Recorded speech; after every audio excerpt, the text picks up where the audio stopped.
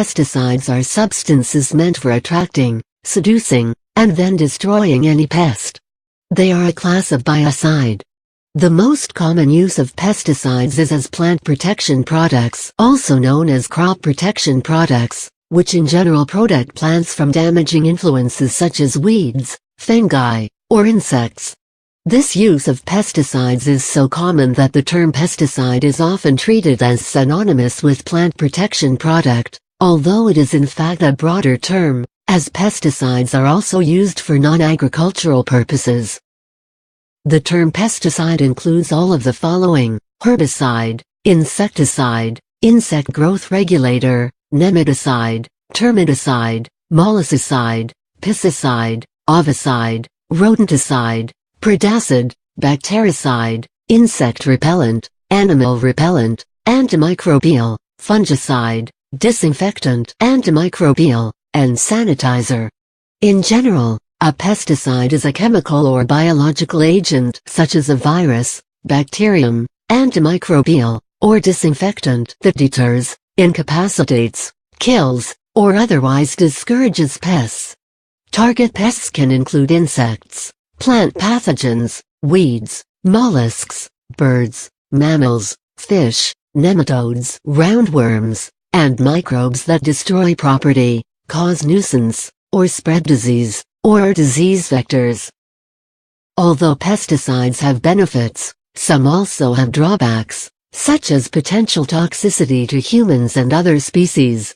According to the Stockholm Convention on Persistent Organic Pollutants, 9 of the 12 most dangerous and persistent organic chemicals are organochlorine pesticides.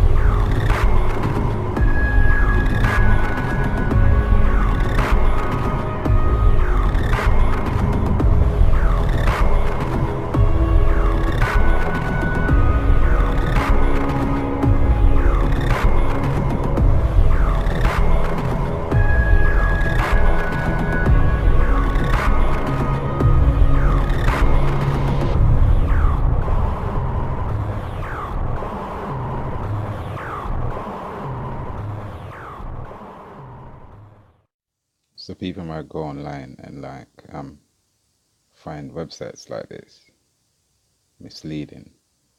You know, this person here is just trying to say that, oh, there's absolutely nothing wrong with the chemtrails. They're actually just contrails. You know, it's just ridiculous. They got people like this working, and it digs deep, trying to find evidence. You know, goes up all the way down to 1970s. You know, and he says, oh, it's been happening since 1970s. I'm gonna leave links in the article so you can have a look. You know, but it's just ridiculous because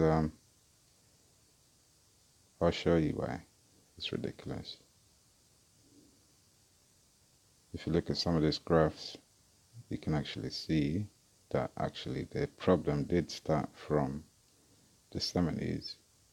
You know, this is just a graph for Parkinson's disease. And if you see it's spiked up, I'll show you another graph. In 60s, 70s, we see a huge spike up again. If you follow the pattern, there's something that started off from 1970s. So I came across this website, this MOD test, declassified stuff. And if you look, did start off during 1963. The scientists started experimenting on bioweapons. There's a little sample video here. These are the old chemtrails. It's spit out little by little.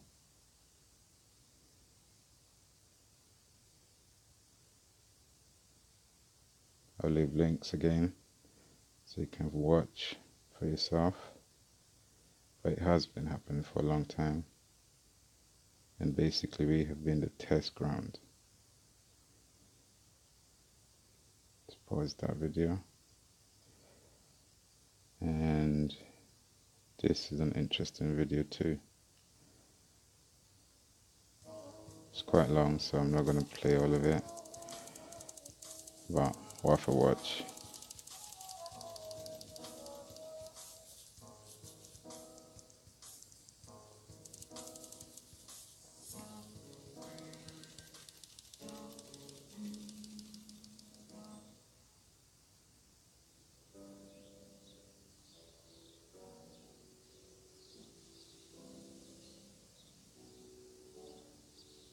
This is one of the most secretive government sites in Britain. Throughout its 88-year history, it's tried to remain in the shadows.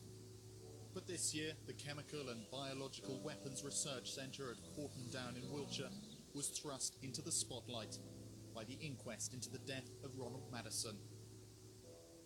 The 20-year-old national serviceman died in 1953 after being tested with the nerve gas sarin. Fellow veterans of the test say many suffered the consequences of being human guinea pigs. Madison died on the spot. I know of one widow that's a member of our group. Her husband died within a year of leaving there. I think he was 26. And there have been many premature deaths, people before the age of 60. Ronald Madison was misled into volunteering to be tested within the confines of Porton Down. Tonight we reveal how parts of the southwest were used as a vast testing ground for biological and chemical warfare experiments. The public were unaware they were human guinea pigs in a desperate race to counter the threat of germ warfare during the Cold War. The three-stage sampler was used to measure the dose and the viability of the test organism in the cloud. They were actually contaminating this area with bacteria. Now, this amazed me. I thought that they were doing research work. It turned out that no, they were using the area as a giant laboratory.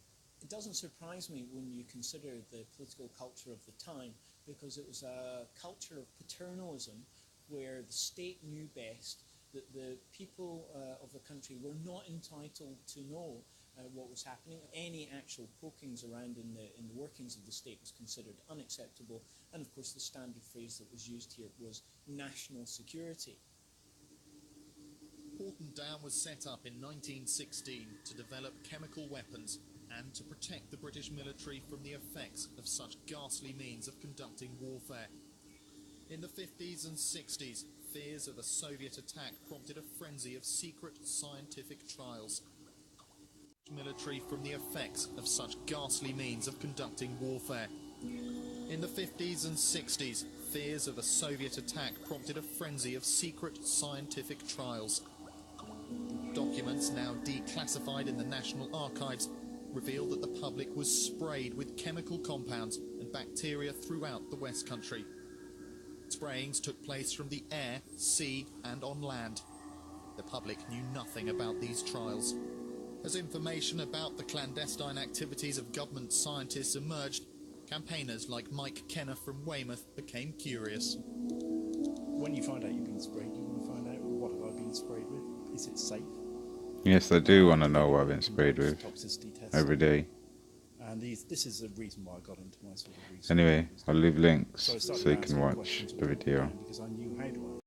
This is part 2 of the first video that we saw with the guy telling us about what the military was doing basically, and it's quite interesting. Just take a listen.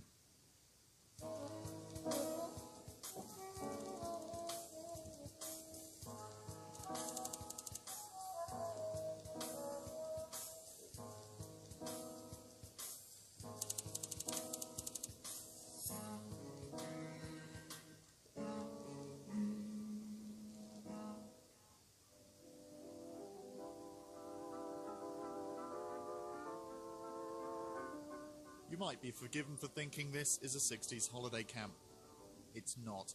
It's lunchtime at the government's top secret biological and chemical research centre at Porton Down in Wiltshire. At the height of the Cold War, public anxiety grew about the goings-on at Porton.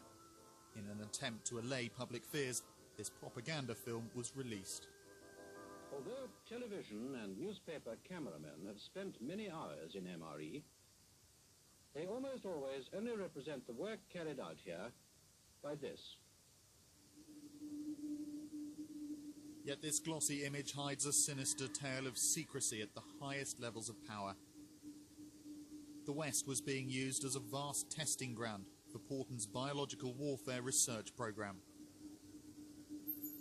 It's, I think, inconceivable that that would be done now, but times were very different then. I think that the Cold War was very much in people's minds, and there was a concern that the UK was particularly vulnerable to a germ warfare attack from an aeroplane going down the coast or from a ship offshore, and they really wanted to understand something about how the bacteria spread and what the extent of the threat was, and was it just going to be people in a very small area, or would in fact people over the whole of the south of England be potentially at risk of being infected with a germ warfare agent. A huge test program was carried out by Porton Down scientists, sanctioned by government. One series was carried out in the 1960s off the Dorset coast near Weymouth. 2 types of bacteria were sprayed from a modified ship, the Ice Whale. One, known as Bacillus globigii, or BG, simulated anthrax. The other was E. coli. If you got close to the ship, you'd be able to see the mist, but away from it, you wouldn't be able to see it at all. The spraying was done always at night, because otherwise the sunlight would have killed the E. coli. The BG was in spore form, so the sunlight wouldn't kill that. That was almost sort of... That's why they hide in the sun, yeah? So all the attacks, and that's what they were simulated attacks, occurred at night. Of course, the state in a democracy is meant to serve the people rather than the people serve the state. And we have more democratic political culture now that allows the kind of questions that you're asking to be asked. And when there's no transparency, when there's no accountability, then people in these situations find it very tempting to abuse their power and simply assume that they know best. It's pretty obvious that we do need to know how to defend the country. I have no problem with that whatsoever. I do have a problem with experiments being carried out in public areas, without public knowledge, with no independent safety oversight. As the 60s ended, Portendown's testing programme became more ambitious and spread from sea to air. After they'd done the experiments of the large-scale releases from the ice whale, they wanted to scale those up, and they had a Canberra bomber which they modified so it would hold very large amounts of bacteria, up to about 1,000 gallons, and would spray that from the aeroplane as it flew low across part of the UK. Throughout 1967, the dual-purpose bomber used as its target RAF Tarrant Rushden in Dorset. Yet the bacteria being sprayed would have been carried some 50 miles on the wind towards Somerset. I don't think they were any different from the experiments from the ice world, because they were using So there's the the same truth. bacteria, the E. coli Anyway, with the so cells when you of see the these and the modern amounts that were released aircraft doing were the same thing, similar to the amounts they from the ice are world. probably just dropping new types of diseases. You know, I mean, there's new types of diseases every year nowadays. Where are they coming from? Being created in a lab, dropped down through the chemtrails. So please don't be ignorant. Try and, you know,